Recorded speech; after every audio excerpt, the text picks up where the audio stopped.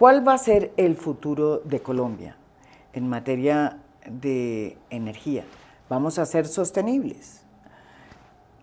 ¿Podemos seguir estando tranquilos con solo hacer énfasis en energías renovables?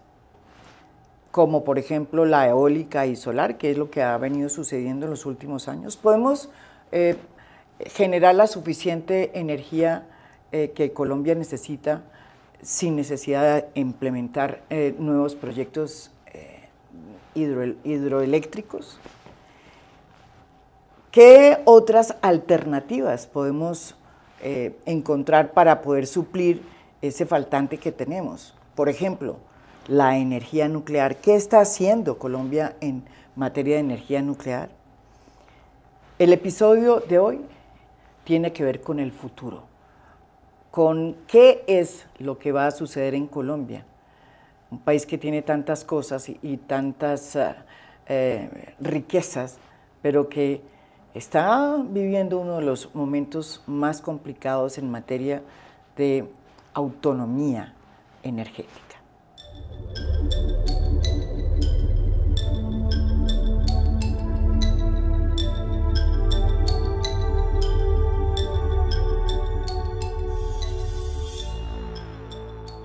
El doctor Camilo Prieto es un experto en estos temas y queríamos preguntarle qué está pasando, por ejemplo, en todo lo que es energía renovable, que yo creo que es el impulso que se le ha dado en los últimos años desde el gobierno de Duque a esta nueva matriz. La matriz de nosotros es 70% energía hidráulica, 30%, bueno, 25% térmica y unos pequeños solares y eólica. La idea era cambiar un poco esa matriz, aumentar el escenario de la energía eólica y la energía solar. ¿Qué está pasando en esos dos campos?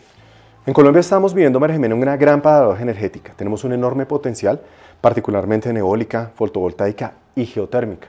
Pero lamentablemente, a pesar de que desde el gobierno del presidente Duque se hizo una subasta para cargo por confiabilidad que dio una enorme participación, una buena participación en las renovables, esos proyectos, por temas de licencia social, por asuntos también de desestímulos tributarios que se han encontrado a lo largo del camino, por un lado, no se han completado la construcción de estos proyectos y segundo, no se han consolidado las líneas de transmisión, es decir, la energía que se pueda generar en La Guajira literalmente quedaría atrapada. Entonces, es un efecto que uno no esperaría que ya en este momento de la historia del país estuviera ocurriendo. ¿Y esa demora qué efectos tiene? Porque esa demora debe tener algunos efectos. En materia de generación de energía, nos falta energía. Tenemos un problema y es que estamos teniendo un déficit, un faltante que viene acumulado desde hace varios años. Es decir, esto no es un problema nuevo, no, sino hemos tenido un inventario que ha ido decreciendo y decreciendo no solamente en reservas para combustibles fósiles, sino que los proyectos que han debido entrar, tanto en hidráulica como en solar, en eólica, se han ido demorando y ese rezago en este momento tiene trabajando al sistema energético eléctrico del país al límite.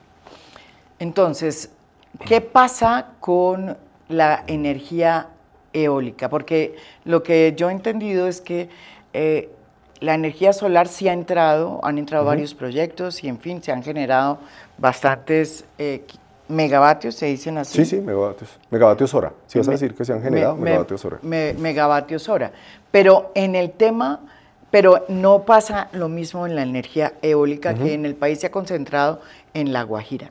¿Qué está sucediendo con esos proyectos que no entraron? Precisamente, tengo entendido que el único que ha entrado de 2.500 megavatios, que era lo que se esperaba iba a producir la energía eólica, solamente ha entrado un proyecto que produce 30 megabytes. Las características técnicas que puede llegar a tener la energía eólica en La Guajira son increíbles. Podemos tener vientos de más de 9 metros por segundo. Adicionalmente, la cantidad de horas al año que se están produciendo estos vientos en La Guajira permitirían un gran éxito de los proyectos en esta zona. Pero hay una enorme limitante. La conflictividad socioambiental, los acuerdos con las comunidades para instalar los emplazamientos y adicionalmente los acuerdos con las comunidades para poder diseñar las líneas de transmisión. Entonces, de nada nos sirve tener esa potencialidad mientras que existan ese tipo de conflictos que impiden la ejecución adecuada de estos proyectos. Entonces tampoco ha podido funcionar la energía eólica. Sí, hay un asunto medular cuando se piensa en nuevos proyectos de energía, y es que por más beneficios ambientales que pueda tener una tecnología, si no tiene licencia social, no se puede implementar en ningún país. Lo de la licencia social tiene que ver con las licencias, primero ambientales, pero también las, aceptación, sí. la aceptación por parte de la comunidad con sí. las consultas.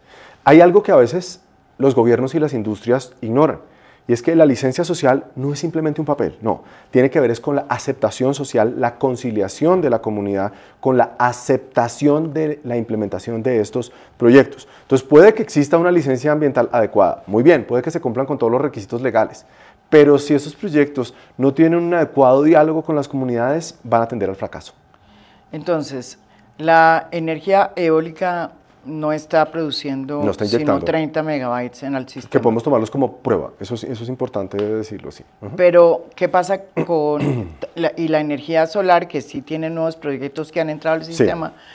¿Cuántos megabytes genera? Bueno, hay algo muy particular que pasa con la energía fotovoltaica, que a diferencia de la eólica no está concentrada en La Guajira, sino que en diferentes departamentos al oriente, occidente, en el centro del país, incluso en el sur, también tenemos un gran potencial por la irradiación que reciben estas zonas.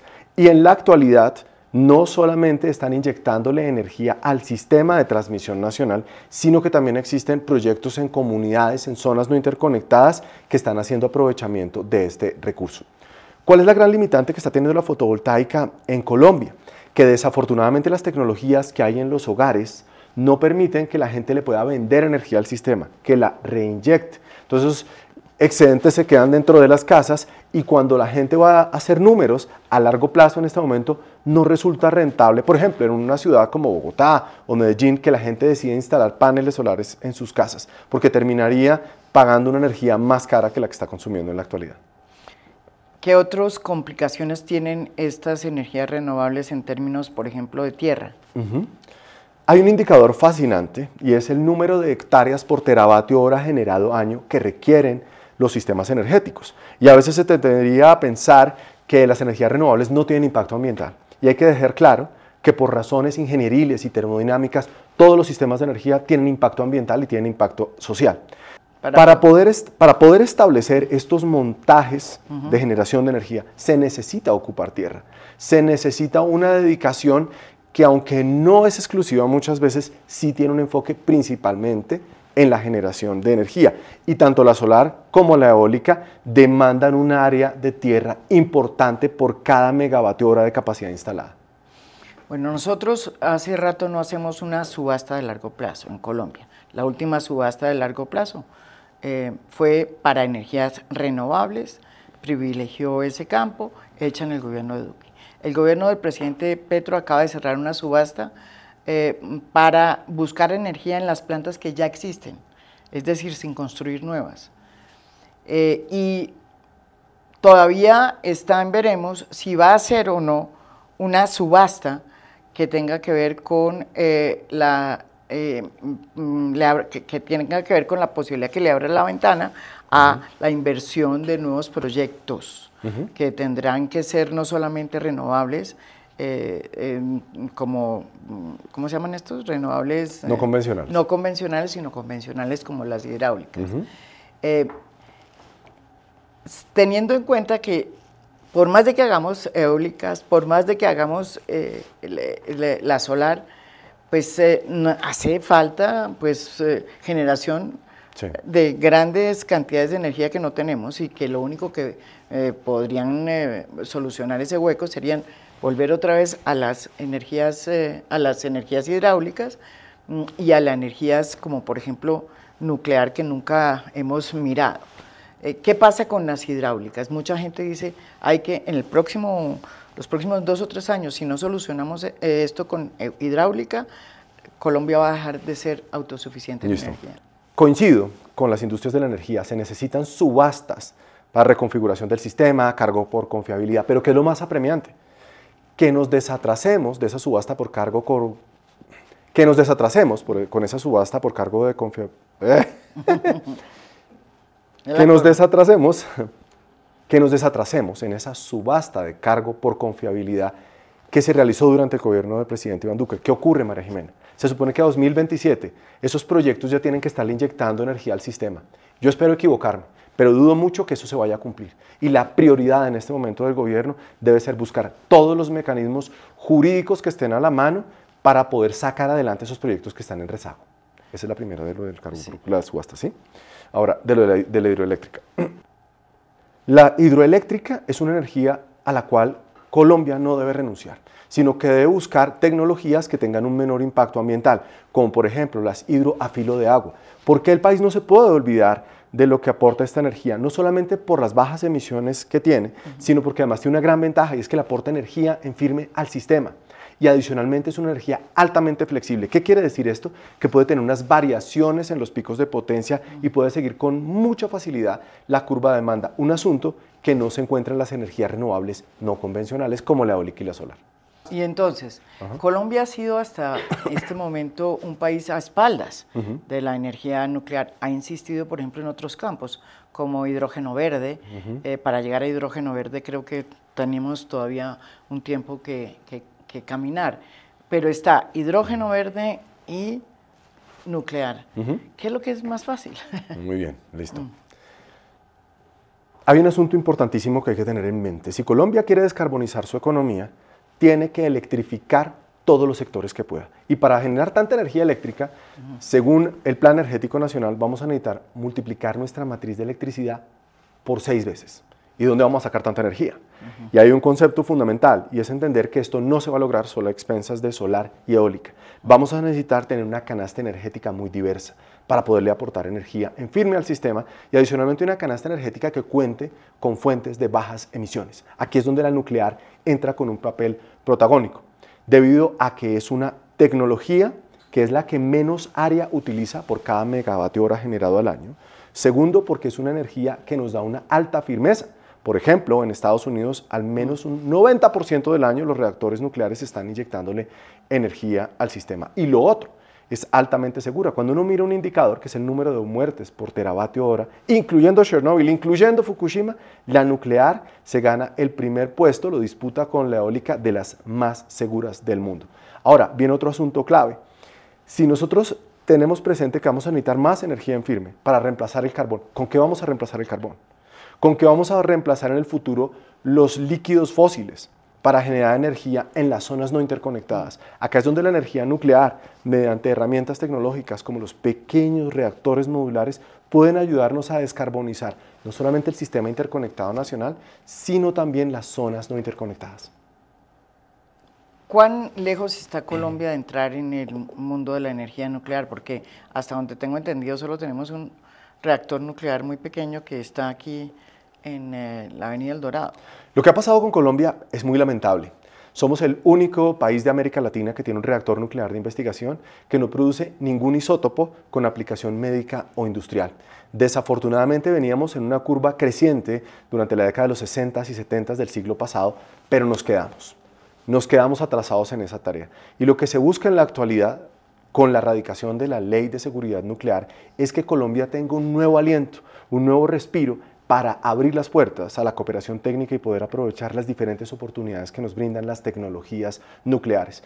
Si esta ley se aprueba en el transcurso de los próximos 2 años, lo que esperamos es que se logre el ingreso de reactores modulares pequeños hacia el 2035-2038. Estamos hablando de una cuota aproximada de 1.500 a 1.800 megas de capacidad instalada que le aportarán una gran cantidad de energía en firme que podrá ser utilizada, María Jimena, no solamente para electricidad, sino para que el calor que sale de estos reactores pueda ser aprovechado para desalinizar agua, para producir urea, incluso para asociarlo a industrias como la producción del vidrio. Es decir, esta es una nueva realidad energética a la cual Colombia no puede dejar al lado, sino tiene que incursionar y dar la discusión como país. ¿Y el hidrógeno verde? Cuando se analiza el costo nivelado de energía y el futuro de los nuevos modelos, definitivamente el hidrógeno no se considera como un vector energético competitivo para poder reconfigurar un sistema interconectado nacional. Los usos que tiene el hidrógeno industriales sin duda son muy relevantes y hay que mantenerlos, pero hay que hacer una descarbonización de la producción del hidrógeno para esas aplicaciones industriales. Acá es donde el hidrógeno verde que se produce con la energía solar y la energía fotovoltaica es muy relevante, incluso el hidrógeno rosado que se produce con los reactores nucleares. Pero no creo que la gran apuesta al hidrógeno sea pensar en que la movilidad va a ser toda con hidrógeno o que vamos a utilizar el hidrógeno para poderle inyectar al sistema interconectado energía, por ahí no es el camino. O sea, ¿por qué no se hacen leyes? O sea, ¿cómo hacemos para, cuántas leyes, cuántas redes de transmisión necesitamos? Listo, perfecto. Entonces, en Colombia tenemos una falencia en el sistema de energía y es que las redes que tenemos de transmisión son viejas y además son insuficientes. Hay un avance en la actualidad y es la comprensión gubernamental de que sin transmisión no hay transición. La construcción de la nueva línea que va a inyectar energía al departamento del Chocó es un avance significativo.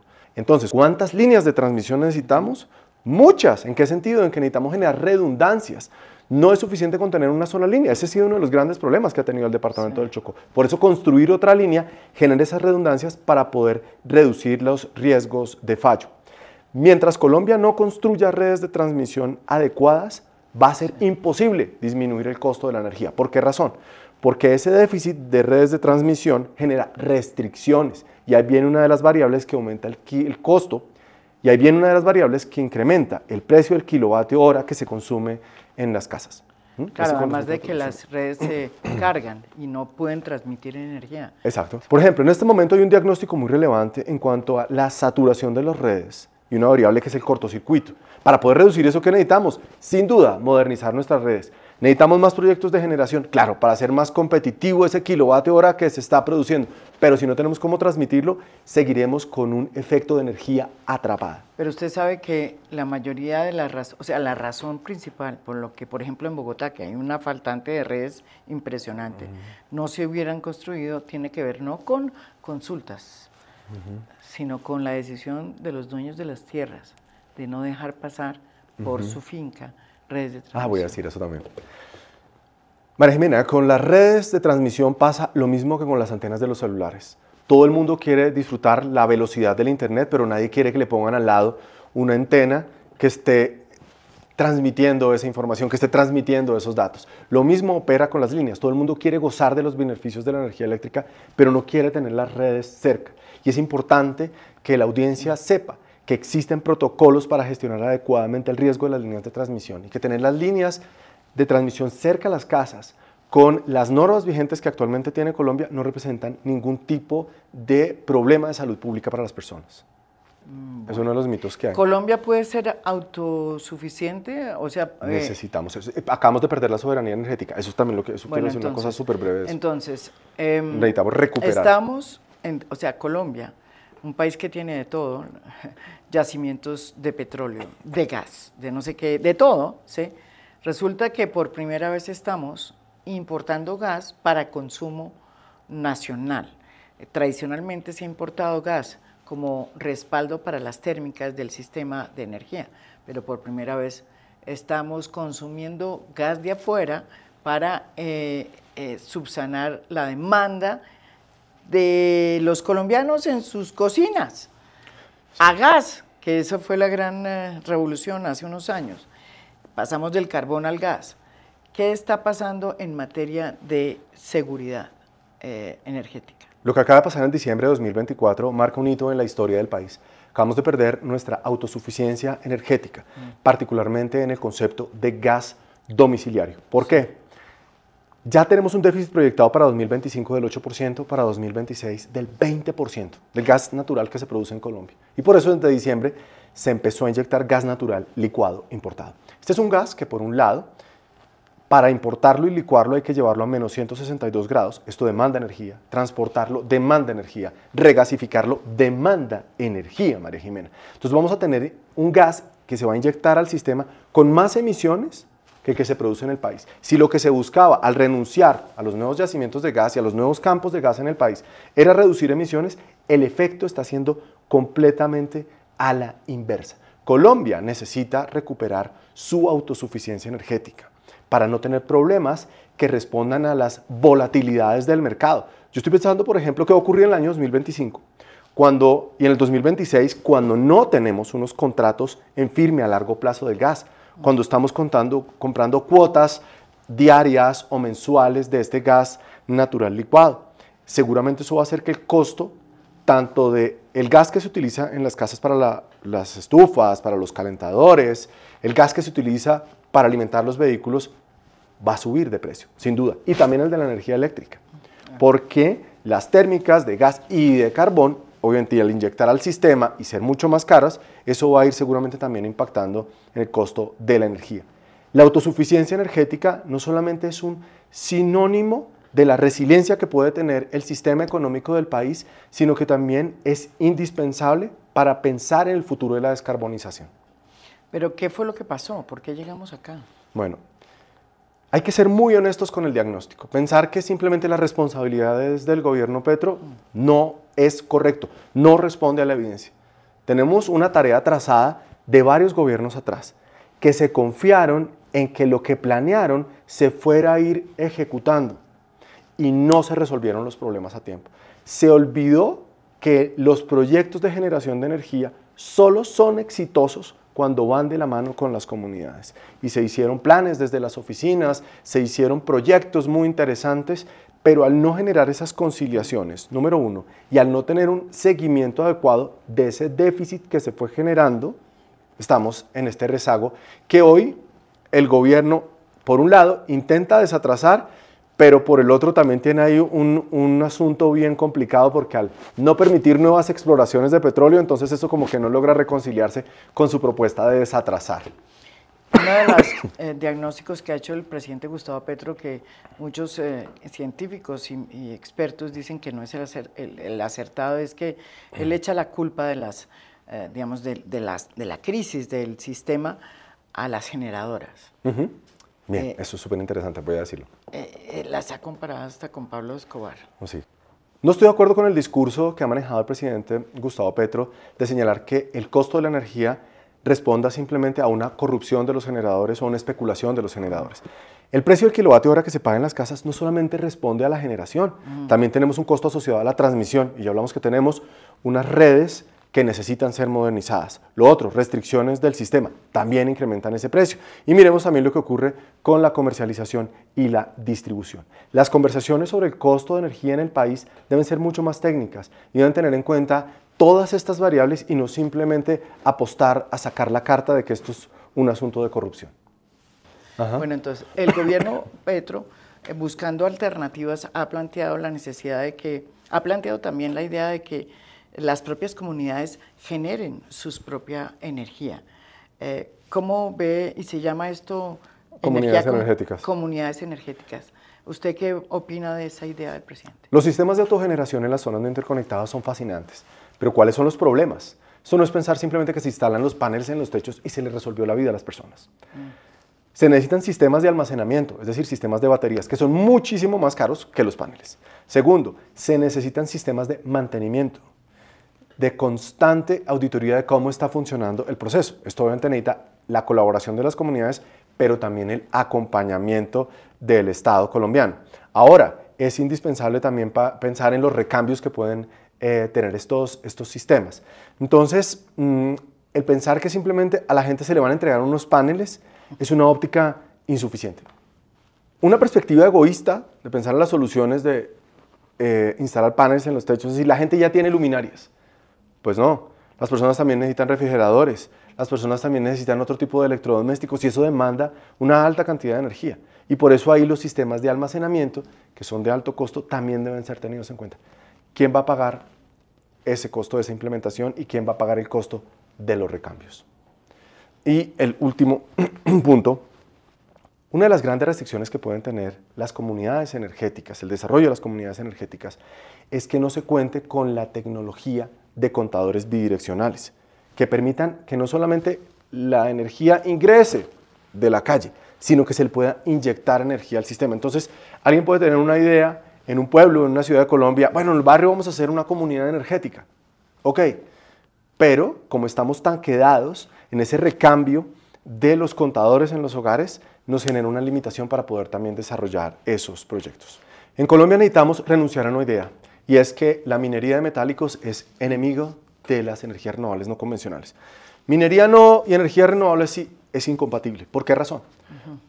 Un ejemplo, por cada 3 megavatios de capacidad instalada para la eólica se necesitan 4.5 toneladas de cobre, 330 toneladas de acero y 1.200 toneladas de cemento.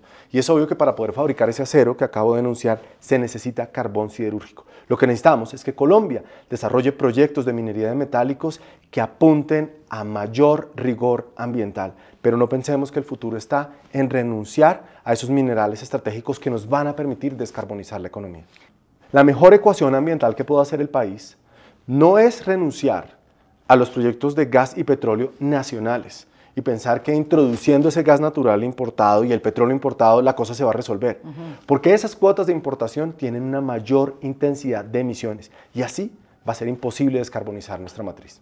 Digamos, esta política que planteó el presidente Gustavo Petro, que no tiene hoja de ruta, que tiene solamente un diagnóstico con el que estamos de acuerdo, hay que hacer transición energética, pero ¿cómo? ¿Sí? Él ha insistido en que no se va a privilegiar la exploración del petróleo y tampoco la del gas, porque por eso estamos importando. ¿Cómo es que uno puede hacer transición energética sin tener, pues sin el gas y también sin el petróleo? Para hacer la transición energética se necesita la plata en el bolsillo. Y desafortunadamente las señales que está enviando al mercado de la energía el gobierno no son las mejores. No solamente para los energéticos fósiles, sino también para las empresas que desarrollan proyectos de energías renovables no convencionales. Ojalá el gobierno cambie de estrategia para dialogar, para construir y también genere los estímulos tributarios necesarios que impulsen la entrada de estos proyectos. Porque se está cayendo en la inversión, ¿verdad? Totalmente. ¿Cómo podemos evidenciar que está cayendo la inversión en el sector energético? No tenemos nuevos proyectos de energías renovables no convencionales. Hay anuncios de muchas empresas de renunciar incluso a proyectos que ya les habían sido adjudicados. Y muchas empresas que estaban pensando en invertir en Colombia ya lo están pensando 2 veces. ¿Por qué? Porque las reglas de juego se cambian constantemente. Y esa incertidumbre nos puede costar a futuro mucho, no solamente en términos de dinero, sino también en impacto ambiental.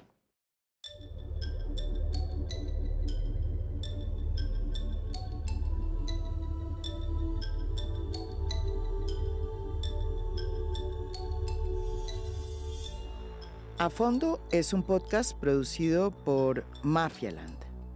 Producción general, Beatriz Acevedo. Producción de audio, Daniel Chávez Mora. Música original del maestro Óscar Acevedo. Nos pueden escuchar también en mi canal de YouTube. Gracias por escuchar. Soy María Jimena Duzán.